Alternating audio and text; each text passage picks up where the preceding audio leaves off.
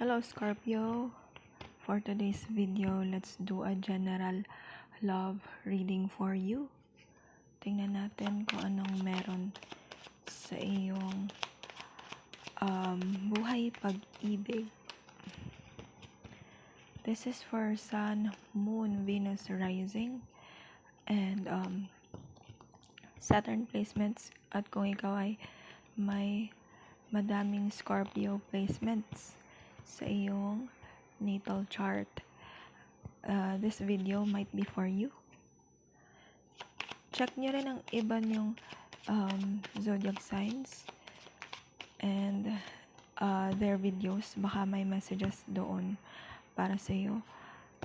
And thank you din sa lahat ng mga subscribers, followers, and of course nakiki-interact, nagla-like at nagko-comment or nag-iiwan ng mga energies nila sa ating videos. I really appreciate you guys. Thank you so much for that. Mas nagkakaroon ako ng motivation to upload more videos for you, to upload more guidance. Again, this is a general love reading for Scorpio. Tingnan natin kung anong mensahe sa iyo ng buhay pag-ibig mo. Pwedeng single, in a relationship, it's complicated. Tingnan natin kung anong meron. Kung anong guidance, advice, at mga paparating para sa iyo, Scorpio.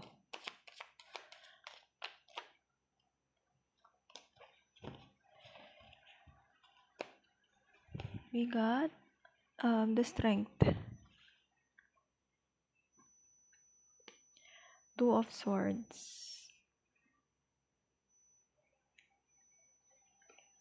Eight of Swords, Five of Wands, Knight of Cups, Ten of Pentacles, Five of Cups. Intuitively, merong pagbitaw dito or silent quitting. Nine of Cups, Page of Swords, Seven of Wands. Especially kung ikaw ay in a relationship, meron ako nakikitang struggle or pag-aaway with you and your partner. Kasi there is this dissatisfaction when it comes to emotions. For some of you, nagiging defensive kayo sa inyong actions. Instead na pag-usapan, nagkakaroon kayo ng conflict. Ayaw nyo magsabi ng totoo. It's either you and your partner. For those who are single naman, ayaw mo munang kumilala ng bago eh. Or for some, meron dito trying na maging open, maging vulnerable, pero the more na pinipilit mo, the more na kino-contradict ka ng iyong emotions and intuitions. For some of you, lalo na kung ikaw ay single, meron kang makikilala online or madalas kayo mag-usap ng person na paparating sa'yo online. And what else for Virgo? Scorpio.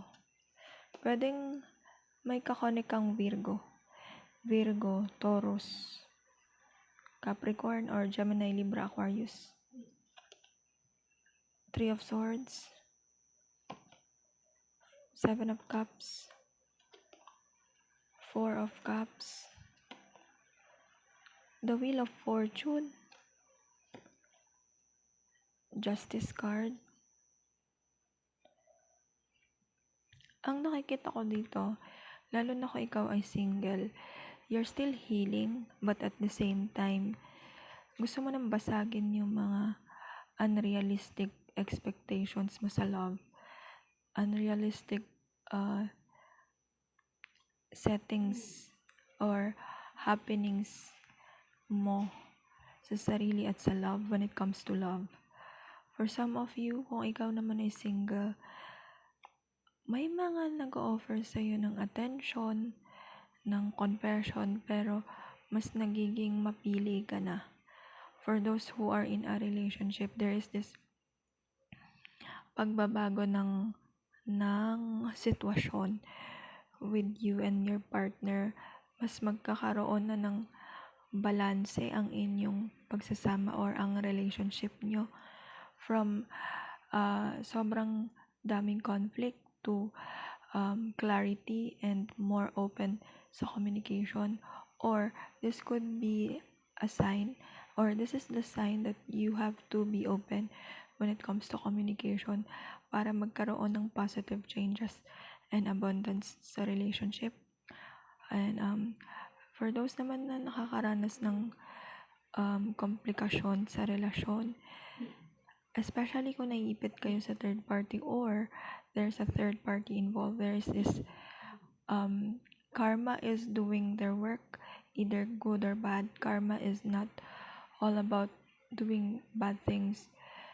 Kung ano yung ginawa mo, this could also, ayun din yung aanihin mo. But for some, may paglayo dito, especially when it comes to emotions. For those naman who are single, open ka and willing ka to get to know some people, but you're trying to find the balance inside you, kung totoo bang ready ka na, or you're just vibing, alam mo yung sumasakay ka lang. For some of you, meron ditong invitations, date invitations, and you will say yes to this one.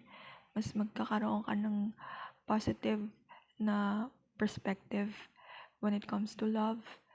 And for those who are in conflict naman, huwag masyadong pairalin yung tapang, maging matutong lumambot, matutong magpakumbaba, and maging open mind when it comes to your partner's hinaing, requests, or mga sinasabi niya, or vice versa.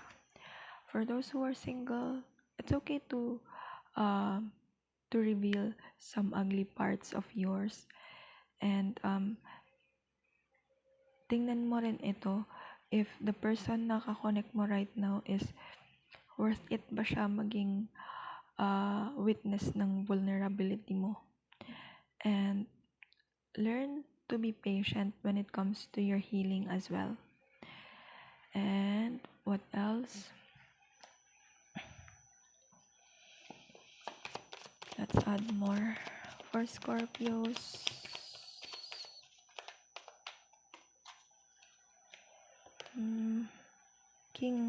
Queen of Pentacles, Ten of Swords. Karamihan sa inyo may problema kayo when it comes to honesty and communication. King of Cups, Four of Swords, and the Chariot. For some, may kakonek kayong water sign, air signs, malakas. Dito, air and water. Air signs, Gemini, Libra, Aquarius. Water signs, Scorpio, Pisces, Cancer.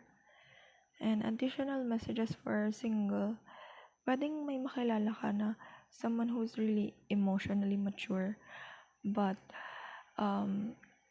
I heard negotiables when it comes to communications, non-negotiables, or this could also be you, importante sa yung communication when it comes to love.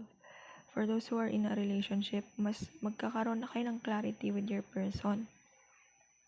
And victim naman ng betrayal, or kunwari ikaw yung na-betray, meron ditong pag-usad patungo sa healing and acceptance din. And for some of you, you're still longing yung past person mo. You're still thinking about them, or there could uh, they could be thinking about you. There could be thinking about you as well. Pero nagiging defensive ka when it comes to this person. And you're still healing from this person's absence or yung separation mo with this person kahit na you're entertaining someone else or iba't ibang tao. May pagpapanggap dito na okay na. Acceptance is key, and ask for forgiveness and accountability. Be quiet together with your emotions, sit with your emotions, and yun doon mo malalaman if you're ready for healing and clarity, if you already accept the accountability and find ways to forgive and offer forgiveness. So this is your reading, Scorpio. If nakatulong sa'yo to, don't forget to comment, like, subscribe to our channel. Thank you so much.